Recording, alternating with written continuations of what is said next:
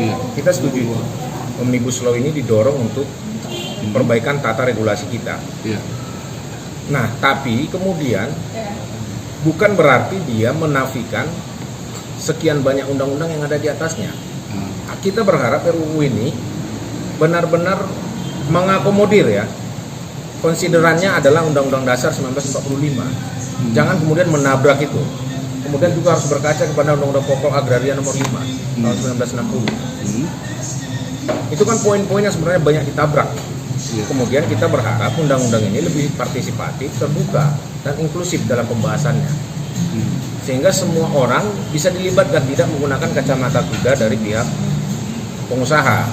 Jadi undang-undang ini benar-benar didorong untuk menjadi sebuah ruang mendorong stimulan industri lokal dan industri nasional, sehingga kita bisa mendorong yang namanya pertumbuhan ekonomi, pertumbuhan penyerapan tenaga kerja, sampai mendorong misalnya naiknya neraca perdagangan kita. Karena kan sebenarnya ini yang bolak-balik menjadi problem. Dan salah satu yang paling utama adalah bagaimana reformasi birokrasi bisa berjalan. Salah satu faktor yang menyulitkan investasi adalah gagalnya reformasi birokrasi. Dan itu sudah dikeluhkan berulang kali sebenarnya oleh para investor. Kemudian juga penegakan hukum. Salah satu problem kan soal kepastian hukum. Tapi kemudian ketika kepastian hukum tidak disentuh dalam RUU ini, ya kupikir juga tidak akan menghasilkan sesuatu yang lebih baik. Jadi hentikan misalnya ruang buat eksploitasi lingkungan dan manusianya.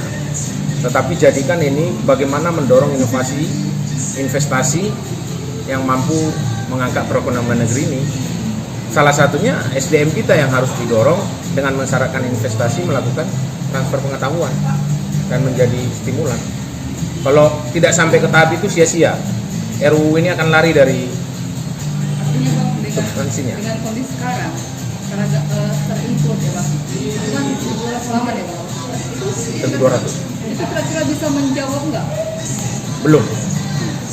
Hal-hal apa Bang yang dilabrak tadi, yang Abang bilang tadi jangan melabrak Undang-Undang Dasar 1945. Hal-hal apa aja yang Misalnya distribusi kewenangan lembaga. Iya.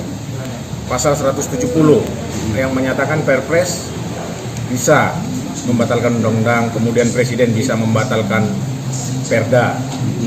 Putusan Mahkamah Konstitusi sendiri sudah menyatakan itu tidak bisa. Iya. Dan undang-undang itu kan jelas sebenarnya ketika kita menganut sistem demokrasi harus ada distribusi kewenangan antar lembaga. Nah, ketika kemudian itu ditarik semua ke kewenangan eksekutif pusat, berarti kita mengembalikan ini ke dalam demokrasi terpimpin era Bung Karno dan juga ke dalam Orde Baru era Soeharto. Dan kemudian misalnya soal UMKM koperasi ketika terjadi deadlock,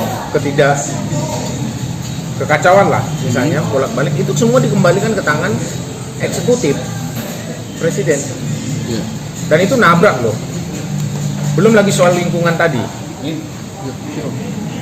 Soal lingkungan, kemudian soal penghidupan yang layak. Itu yang Ambigunya begini, misalnya niatnya kan untuk mendorong pertumbuhan ekonomi, ya kan? Ya.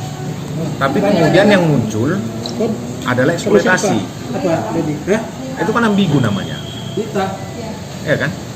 Ya kita bicara misalnya mau mendorong pertumbuhan ekonomi dengan peningkatan sumber daya manusia, tetapi kemudian yang kita paksa adalah masuknya investasi dan melakukan fleksibilitas terhadap sistem ketenaga kerjaan.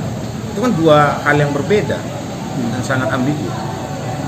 Kita tidak bicara misalnya apa yang menjadi pokok persoalan, tapi menggeser persoalan. Mendorong misalnya terjadinya upah murah, orang perselisihan hubungan industri cukup diselesaikan dengan mediasi, kan? Sementara di satu sisi Undang-Undang Dasar 1945 jelas mengatakan negara bertanggung jawab untuk penghidupan yang layak bagi warganya. Jadi kan nabrak sebenarnya soal setiap warga negara berhak atas lingkungan yang sehat, tapi kemudian analisis masalah dampak lingkungan dalam pemberian izin investasi dihilangkan. Itu kan nabrak itu jadinya.